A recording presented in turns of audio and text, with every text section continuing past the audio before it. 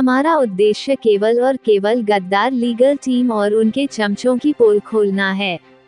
हमने आज तक किसी भी निर्दोष आश्रमवासी भाई और बहन पर कोई आरोप नहीं लगाया है।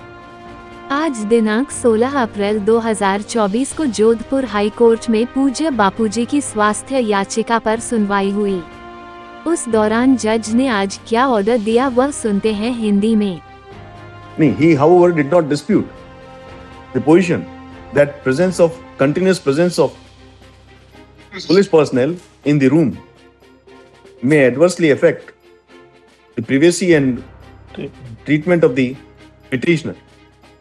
Post up in view of the aforesaid, in view of the request made and in order to ensure proper treatment of the petitioner, the order dated 21/3/2024 is further extended with the following directions. The petitioner will be admitted in Arogyam Hospital. कब जाना चाहते हो?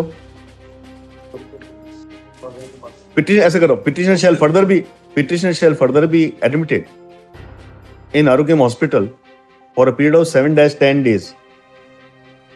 Whereafter, he will be again lodged in Central Jail, during which period, for the purpose of assessing, reviewing his health condition.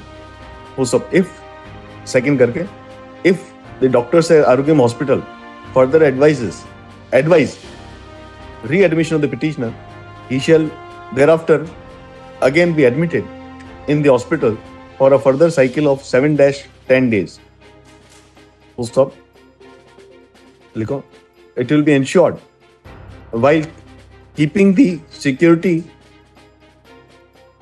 concerns in mind, the police authorities shall ensure that the petitioner's privacy is not intruded and he is exposed to proper sunlight so as to cope with his vitamin D deficiencies. Most of the request Mr. Anil Joshi, learned government counsel, and Mr. Bajwa to visit the hospital so as to ensure proper treatment while taking into account the security concerns. So, list this case on May में लगा दे 20th May. इसमें lordship एक request थी, 2 आदमियों के नाम इनके वो आ जाए। 20th इसमें एक फोर्थ डायरेक्शन और लिखो. The Mr. Bajwa shall supply. अभी बोल दो. नाम किनको दोगे? 2 आदमियों के नाम हम सप्लाई कर देंगे पुलिस कमिश्नर साहब. Petitioner shall. लॉर्डशिप एक रिक्वेस्ट थी, एक आदमी हमारा भी सिविल में अगर साथ रहे, सिविल में एक आदमी.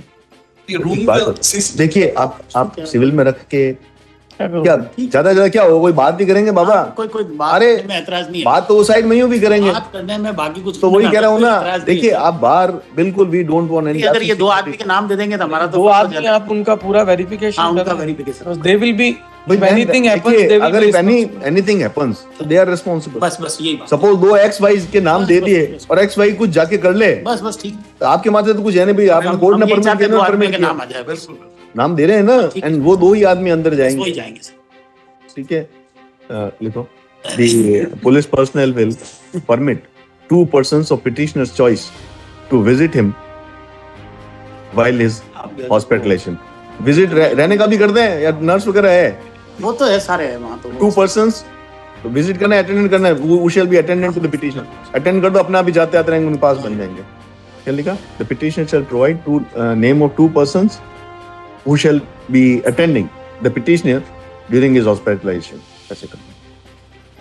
जहाँ ट्रीटमेंट लिखता हूँ ना, अपीलेंट एप्लीकेंट कर देना. एप्लीकेंट कर देना.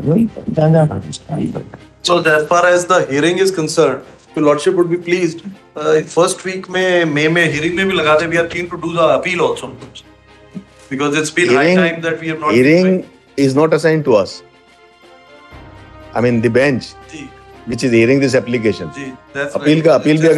अपील भी अगर असाइन हो गए तो भी लिया, नो इश्यू. नहीं तो अपील में तो आप वहाँ एप्लीकेशन लगा दो ना, तो there are at least half a dozen orders in this application. If your lordship were to give a date for the appeal in May, We can't give because this bench is not assigned to hear the appeal. Cease with this application. Cease with this You do it application. for the regular bench. We can't pass any order. I But understand. there are number of orders which has been passed from Yes. time to time. Even Supreme Court is. My Lord's Honorable Mathur has been part of that bench. Umpteen number of times this order has been As far passed. as the bail appeal is और आप जाके देख लेना. हाँ देख लेंगे अभी देख लें। अभी जाके जब उनको तो और काम होगा, आप तो फ्री हो गए, उनको तो काम होगा. नहीं, आप तो free होने का- आप जयपुर जाने की सोच रहे हो, कभी जोधपुर भी रुको. हमारा तो सही नहीं रुकूंगा बिल्कुल। Right.